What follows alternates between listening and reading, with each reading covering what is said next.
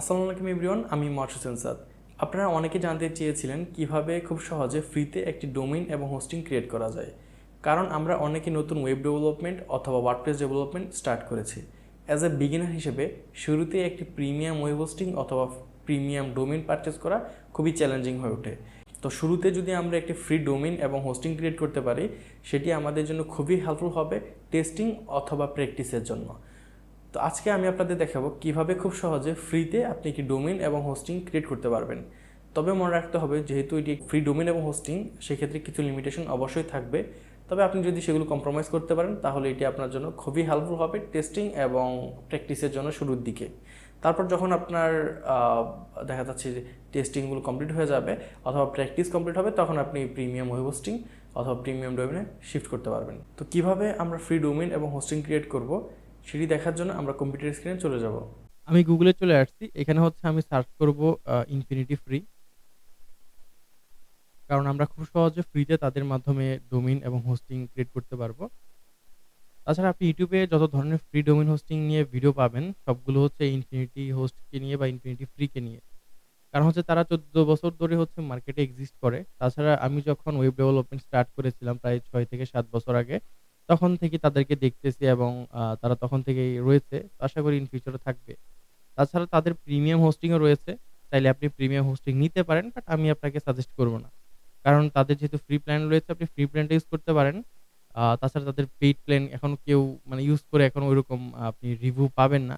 বা আপনি যদি হচ্ছে দেখা যাচ্ছে প্রিমিয়াম হোস্টিং নিতে চান, ওই ক্ষেত্রে আপনি নেমচিপ অথবা হোস্টিংজার ইউজ করতে পারেন।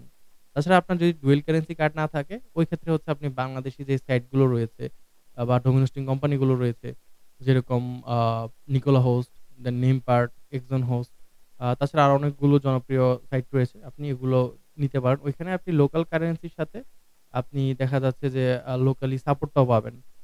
দেখা যাচ্ছে আপনার যেকোনো ইস্যু হলে আপনি ওইখানে হচ্ছে বাংলাদেশ সাপোর্টটা পেয়ে গেলেন। কারণ হচ্ছে এজ এ বিগিনার হিসেবে অনেক টেকনিক্যাল বিষয় আপনি নাও বুঝতে পারেন। তখন দেখা যাচ্ছে একটা ইস্যু হয়ে যেতে পারে। ওই ক্ষেত্রে আপনি বিগিনার হিসেবে বাংলাদেশী সাইটগুলো ইউজ করতে পারেন প্রিমিয়াম সার্ভিসের জন্য। তো ফ্রিতে আপনি ইনফিনিটি হোস্টটা ট্রাই করতে পারেন। তো এখানে হচ্ছে ফার্স্টে আমাদেরকে রেজিস্ট্রেশন করতে হবে। যদি অ্যাকাউন্ট না থাকে, থাকলে লগইন করতে হবে। তবে আপনার যদি Gmail অ্যাকাউন্ট থাকে বা যেহেতু থাকবে, ওই ক্ষেত্রে আপনি সাইন ইন উইথ গুগল দিয়েও লগইন করে নিতে পারবেন ডিরেক্টলি উইথআউট রেজিস্ট্রেশন করে ম্যানুয়ালি। তো আমার অ্যাকাউন্ট রয়েছে, আমি লগইন করে নিলাম। তো এখানে দেখতে পারতেছেন ইউর অ্যাকাউন্টস দেখা যাচ্ছে, মানে হচ্ছে আমার ২ টা অলরেডি অ্যাকাউন্ট করা রয়েছে। এখানে অ্যাকাউন্ট বলতে হচ্ছে হোস্টিং ডোমেইন বলতে পারেন। প্রতিটি অ্যাকাউন্টে তো একটা ডোমেইন হোস্টিং দেয় তারা ফ্রিতে। তাছাড়া হচ্ছে এখানে আপনি সর্বোচ্চ ৩ টা ফ্রিতে নিতে পারবেন। অ্যাক্টিভ অ্যাকাউন্ট যেটাকে বলা হয়। তাছাড়া আপনার যদি আরো বেশি লাগে, জাস্ট আপনি Gmail টা চেঞ্জ করে আরেকটা অ্যাকাউন্ট করে আরো ৩ টা নিতে পারবেন। এভাবে আরকি আপনি অনেকগুলো ইউজ করতে পারবেন। তো এখন হচ্ছে আমরা ক্রিয়েট করব। তো জাস্ট আমরা হচ্ছে ক্রিয়েট অ্যাকাউন্টে ক্লিক করব এবং হচ্ছে এখানে আ যেই প্যাকেজটা রয়েছে ইনফিনিটি ফ্রি, তো আমরা এটা চুজ করব। এটা 0 ফ্রি এবং হচ্ছে এখানে ৫ জিবি ডেস্ক স্পেস দিবে। এটা অনেক, এজ এ বিগিনার হিসেবে এত স্পেস লাগবেও না। কারণ হচ্ছে দেখা যায় সর্বোচ্চ একটা সাইট ১০ থেকে ১৫ এমবি হইতেও অনেক টাফ। আ তো এই ক্ষেত্রে দেখা যাচ্ছে অনেক এক্সটেনশন বা হচ্ছে প্লাগইন ইউজ করলে তখন হয়তোবা বাড়তে পারে। তো তাছাড়া হচ্ছে আপনি আনলিমিটেড ব্যান্ডউইথ পাবেন। সো আ আনলিমিটেড বলতে তো কিছু হয় না। সো এই ক্ষেত্রে এটা আ মানে হচ্ছে কখনো হবেও না। তাদের এটা খুবই স্লো, মানে হচ্ছে তুলনামূলক প্রিমিয়াম থেকে। তবে ইউজ করতে পারবেন আপনি, সমস্যা নেই এজ এ বিগিনার হিসেবে। তবে যখন আপনি প্রফেশনালি কোনো একটা সাইট বানাবেন, তখন অবশ্যই আপনাকে প্রিমিয়াম হোস্টিং বা পেইড হোস্টিং গুলো ইউজ করতে হবে। সেটা হোস্টিংজার হোক অথবা বাংলাদেশী যেকোনো সাইট থেকে হোক না কেন। তাছাড়া এখানে কিছু প্যাকেজ বা হচ্ছে এক্সটেনশন যেটাই বলেন না কেন, এগুলো কিন্তু আপনাকে দিবে না। এগুলো থাকবে না এখানে, যেহেতু ফ্রি হোস্টিং ওই ক্ষেত্রে। তো এগুলো আপনাকে কিছুটা তো কম্প্রোমাইজ করতে হবে। অলরেডি আমি তো বলেছি যে হচ্ছে ফ্রি হোস্টিং হিসেবে আপনাকে হচ্ছে কিছুটা কম্প্রোমাইজ করতে হবে। বাট এগুলো রিকোয়ার্ড না। এগুলো না থাকলেও যে আপনি কিছু করতে পারবেন না, এরকম কিছু না। আপনি ইজিলি ওয়ার্ডপ্রেস অথবা পিএইচপি সাইট রান করতে পারবেন এখানে। তো আমরা জাস্ট ক্রিয়েট নাও তে ক্লিক করব। তো এখানে হচ্ছে আমার কনফার্ম করতে হবে। তো হয়ে গেছে অলরেডি অটোমেটিক্যালি। এখানে হচ্ছে সাবডোমেইন। এখানে হচ্ছে আপনি ডোমেইন এক্সটেনশন দিবেন। ডোমেইন এক্সটেনশন এখানে অনেকগুলো রয়েছে। এখান থেকে আপনি যেকোনো একটা ডোমেইন এক্সটেনশন চুজ করতে পারবেন। যেহেতু ফ্রি, সেক্ষেত্রে আপনার কাস্টম ডোমেইন তারা দিবে না ফ্রিতে। তবে আপনার যদি এক্সট্রা যদি কোনো আপনার দেখা যাচ্ছে আ ডোমেইন থাকে অন্য কোনো সাইট থেকে, তো ওই ক্ষেত্রে আপনি জাস্ট ডিএনএস এর মাধ্যমে অথবা নিম সার্ভারের মাধ্যমে এটা কনফিগার করে নিতে পারবেন। তো এখন হচ্ছে আমরা হচ্ছে rf.gda চুজ করব। আপনি তাছাড়া এখান থেকে যেকোনোটাই চুজ করতে পারবেন। তারপর হচ্ছে আমরা জাস্ট হচ্ছে সাবডোমেইনে আমরা হচ্ছে যে নামটা নিব ওইটা দিয়ে দিব। তো আমি আমার নাম দিয়ে দিই।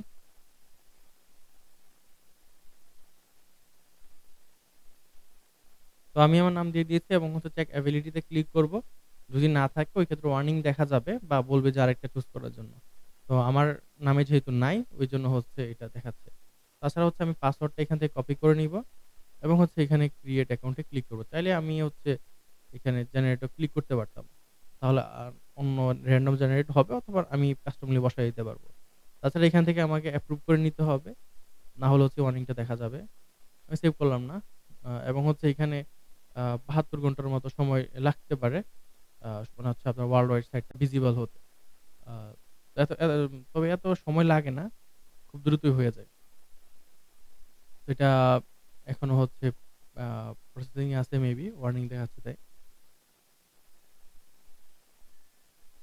তো আমরা একটু ফাইল ম্যানেজারটা ওপেন করি। তাছাড়া আপনি ওয়েবসাইট বিল্ডার এখানে স্ক্রিপ্ট ইনস্টলার যেটাকে আমরা সফট ক্লাস বলি ওইটাও রয়েছে। সো আমরা হচ্ছে ডিরেক্টলি কন্ট্রোল প্যানেলে চলে যাই। মানে হচ্ছে এটা শর্টকাট বলতে পারেন, শর্টকাট সিস্টেম। এখানে আমাকে অ্যাপ্রুভ করতে হবে। অ্যাপ্রুভ দিয়ে দিছি। হয়ে যাবে এখানে। তো এখানে হচ্ছে আমার আ অ্যাকাউন্ট ডিটেইলস দেখা যাবে। এখানে চাইলে আমরা আপগ্রেড করে নিতে পারবো। সাপোজ আমরা একটা ওয়েবসাইট বিল্ড করেছি। সবকিছু ঠিকঠাক। এখন আমার মনে হচ্ছে না আমি এই সাইটেরই প্রিমিয়াম প্যাকেজটা ইউজ করব। তখন আপনি এটা আপগ্রেড করে নিতে পারেন। আ তো অলরেডি চলে আসছে। এটা মেবি ভিস্তা প্যানেল। আ সিউর না আমি বাট হচ্ছে হইতেই পারে এটা। তো এখন হচ্ছে আমি হচ্ছে এখান থেকে সবকিছু দেখতে পারবো। স্ট্যাটিস্টিক্স, দেন হচ্ছে অ্যাকাউন্ট ডিটেইলস, এফটিপি সব ইনফরমেশন। তো এখন হচ্ছে আমি যেহেতু বলেছি যে WordPress একটা ইনস্টল করে দেখাবো। তো চলুন WordPress টা ইনস্টল করে দেখি। এখানে মেবি সফটগুলো সার্চ করা যাবে। জি, সফটগুলো সার্চ করা গেছে। এখানে হচ্ছে আমি ক্লিক করে নিলাম এখানে। তারপর হচ্ছে এখান থেকে WordPress তো বাই ডিফল্ট শো করছে টপেই। আমি হচ্ছে এখানে জাস্ট ইনস্টল এ ক্লিক করব।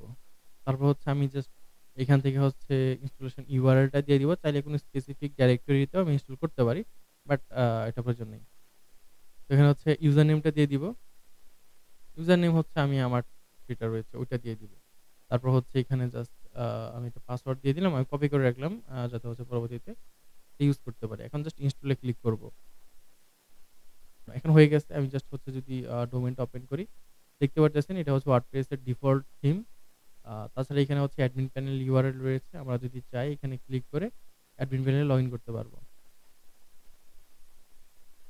আচ্ছা, এটা cPanel মেবি লগইন এক্সপায়ার্ড হয়ে গেছে। আচ্ছা, সমস্যা নেই। আমরা হচ্ছে স্ল্যাশ দিয়ে wp অ্যাডমিন দিয়ে আমরা ইজিলি লগইন করে নিতে পারবো এখানে। কারণ হচ্ছে আমরা অলরেডি আমাদের পাসওয়ার্ডটা কপি করে রেখেছিলাম। ইমেইল এবং হচ্ছে পাসওয়ার্ড।